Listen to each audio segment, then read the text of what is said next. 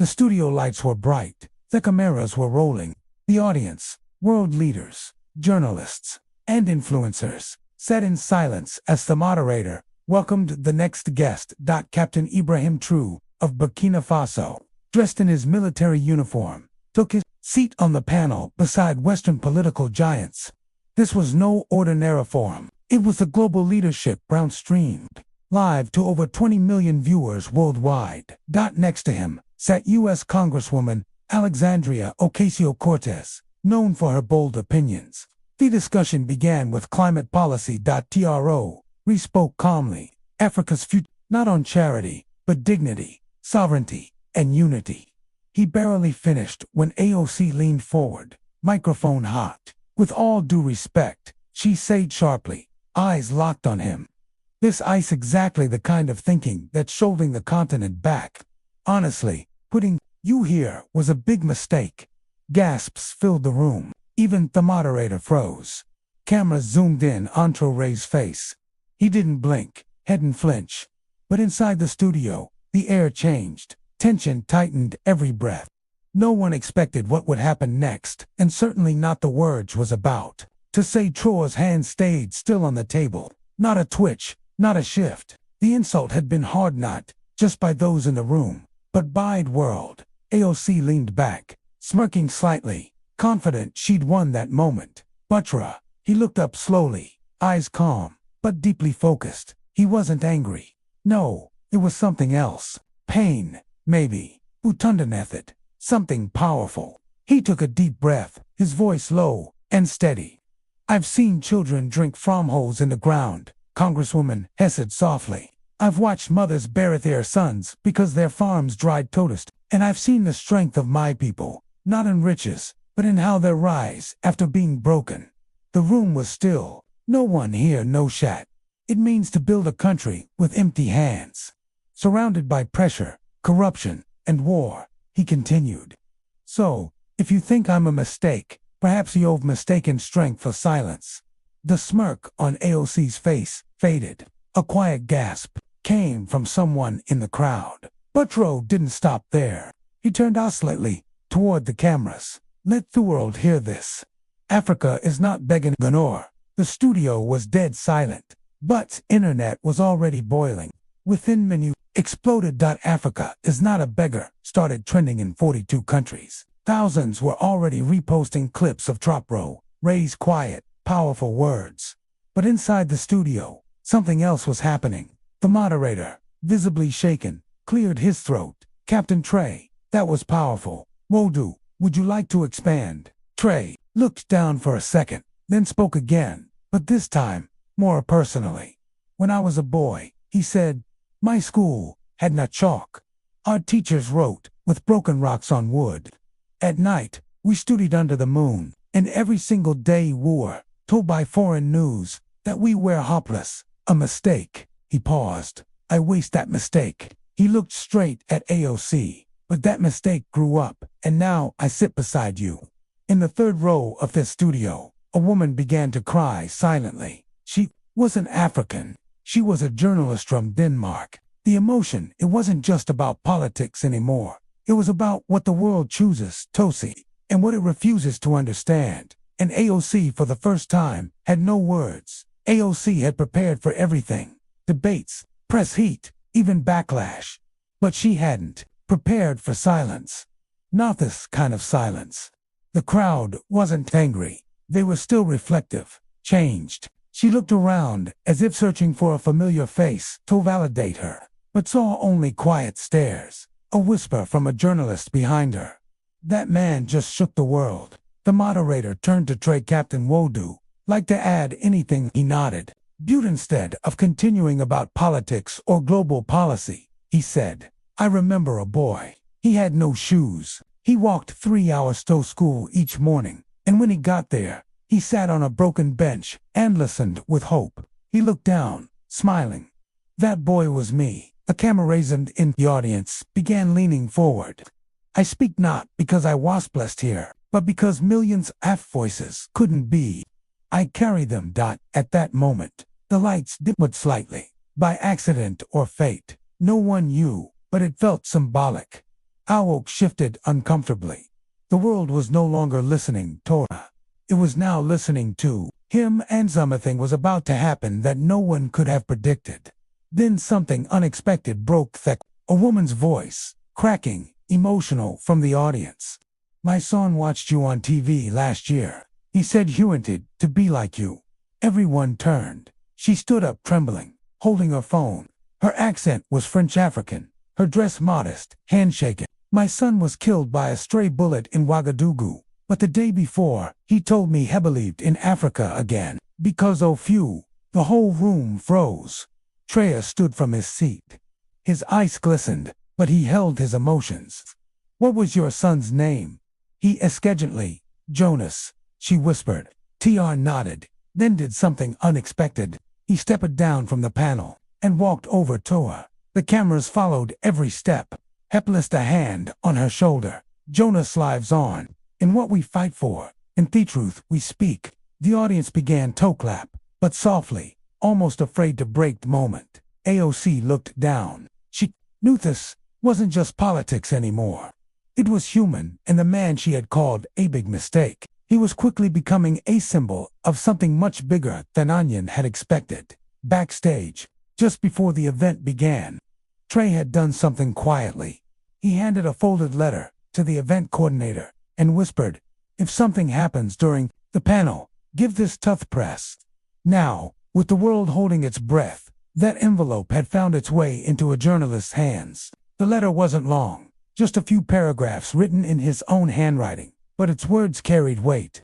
"I do not speak to defend myself. I speak for every child who dreams in darkness, for every mother who loses her son to poverty and war, for every village that the world forgot. My presence here bothers some. Let it be because we are done being silent." The journalist's hands trembled as she read it aloud in the studio, tears running down her cheeks. AOC looked stunned, not because of what the letter said but because it wasn't about him. Traoré never mentioned her in the letter. Hadn't need to. His words weren't for her. They were for the world. And at that moment, the world was listening. But what came next would be even more powerful.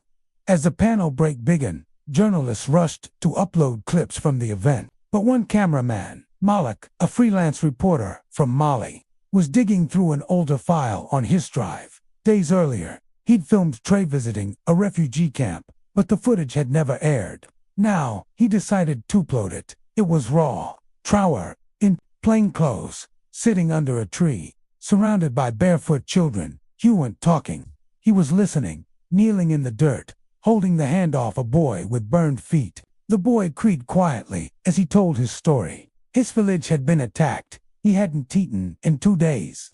Trop hugged him and whispered something no mic picked up. The video hit YouTube. Within 30 minutes, it was everywhere. A leader won eels for his people. He held the boy like he was his own. No cameras, no speeches, just care. As people watched, many found them screaming without even knowing why. In Paris, a viewer commented, "I've never cried watching a political video before. What is this man made of?" Suddenly, the question wasn't whether Traoré belonged on the world stage. It was why it took so long for the world to see him. That night, long after the camera stopped rolling, AOC sat alone in her hotel suite. She scrolled through the comments under the trending clip. Hadn't argue. He elevated. America owes this man an apology. Awok should watch this on repeat. She'd never felt this exposed before, not even during her toughest debates back home.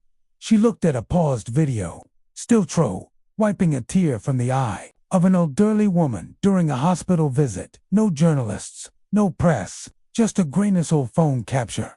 "Why didn't anyone ever tell me this about him?" she muttered. She thought of her own childhood in the Bronx. She knew poverty, she knew pain, but something about this man's calm made her feel small. She wasn't a villain, but now she realized her words had wounded more than a man. They hadn't a people. Suddenly she picked up her phone and typed a message, then deleted it. She wasn't ready, not yet, because tomorrow something was going to happen that would change everything. In a small village in northern Burkina Faso, a young boy named Amado sat in front of a dusty radio. The village didn't have electricity, but someone had charged the battery by walking to Aristo, a nearby town, just to listen to Tatro's panel. Amadou, 12 years old, was known for writing stories in his 20th book, stories about heroes, fighters, men who turned pain into power. After hearing the broadcast, he began tokery. His mother asked why. Because they tried to shame our president, he said. But he stood like a mountain. That night, under a dim candle, Amadou wrote a letter addressed to Ibrahim Traoré. In shaky French, he wrote, "You made me proud, not just because you wear a uniform, but because you speak like my father used to. Please don't stop." He sealed it in an envelope and gave it to a Red Cross worker. The next morning, "Please, if you ever see him, give this to him." By some strange miracle or fate, the letter would find its way. And when Traoré opened it, days later, he wouldn't just read it, he would weep. 3 days after the panel, Captain Ibrahim Traoré sat alone in his office in Wagadugu. It was nearly midnight. A stack of documents sat unread on his desk, but he held only one thing, Amadou's letter. It had arrived through a journalist who had traveled back from the leadership summit. No fanfare, no cameras, just a small handwritten envelope smudged with dust. As he read the boy's words, his eyes softened, his fingers trembled. "You speak like my father, who said, please don't stop." Traoré closed his eyes. He remembered his own father, how he did when Traoré was only 14 during a protest that was never covered by the media.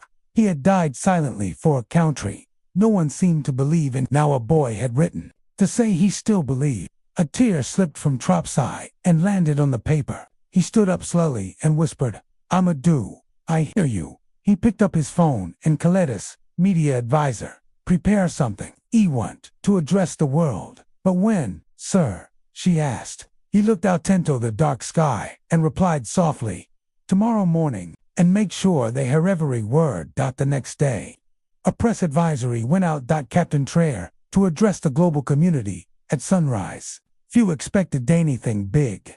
Most thought it was a formality. But when the live stream begging people across Africa, Europe, and even the US began tuning in, he stood outdoors, no red carpet, no presidential flags behind him, just the early glow of Burkina Faso's morning sun, birds singing faintly in the background. And then he spoke. "I've been called a mistake. I've been told I'm not enough.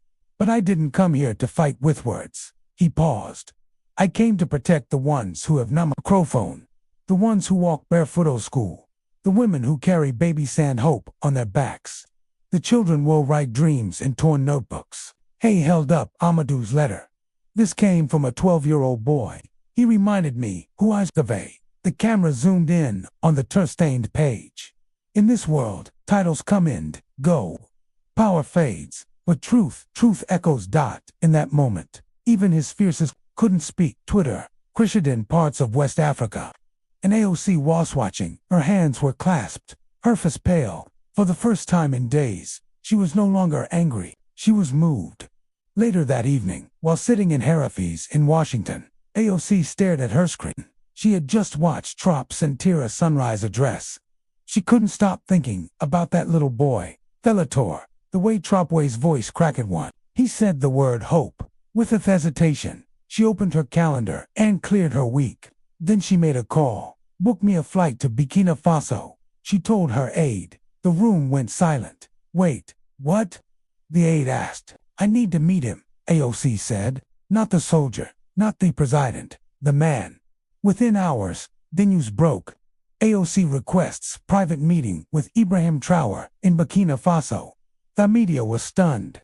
No one had seen this coming in a village north of the capital. Amadou listened to the radio. When he heard AOC's name mentioned, he turned to his mother. "Is she coming to say sorry?"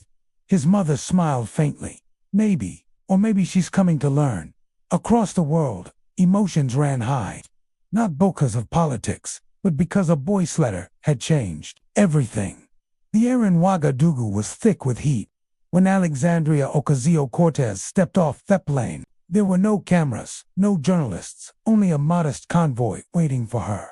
The government had respected her wish for privacy. Butte inside the car. She was silent. The roads were rough. Children waved as she passed at one corner. She saw a girl balance a jerry can on her head while carrying a baby on her back. Her voice cracked as she asked, "How far do they walk for water?" The driver answered softly, "Sometimes 8 km both ways." She looked out the window. The scenery was filtered like on TV. It was raw, real. They passed a field where young boys were playing with a deflated soccer ball.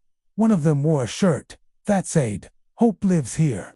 AOC wiped a tear without saying a word. She had traveled thousands of miles to meet Eamon. She once mocked on Global, but now, the closer she got, the smaller she felt because she wasn't just meeting Traoré. She was coming, face, with a world she had spoken about without ever truly knowing. Before meeting Traoré, AOC made an unexpected request. "I want to meet the boy who wrote Theater."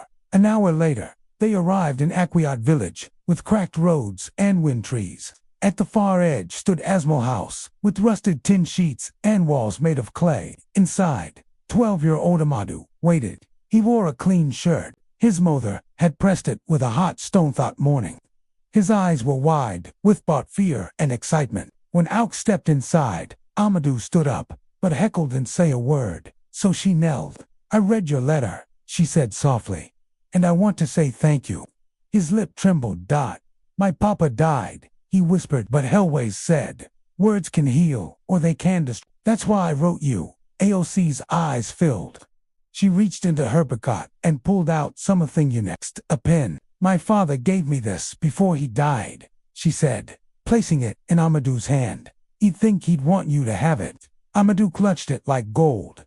Outside, Traoré had just arrived, but stood silently at the door, watching Theater. He didn't speak. He just smiled. Beckos. Something deeper than politics was happening. When AOC finally stood in front of Captain Ibrahim Traoré, she looked different, not just in clothes, but in. They shook hands, and for a moment, neither spoke.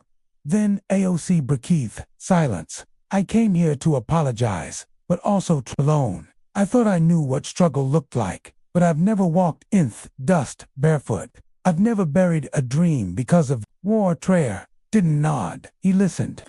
"I've said things that hurt," she continued, "but what hurt me more was realizing how blind I've been." Traoré finally spoke. "Words matter. Humility heals." He led her to a quiet bench beneath a neem tree. "There are leaders who speak loudly," he said, "and there are those who listen deeply. Africa needs more of the second." Tear swelled in her eyes again.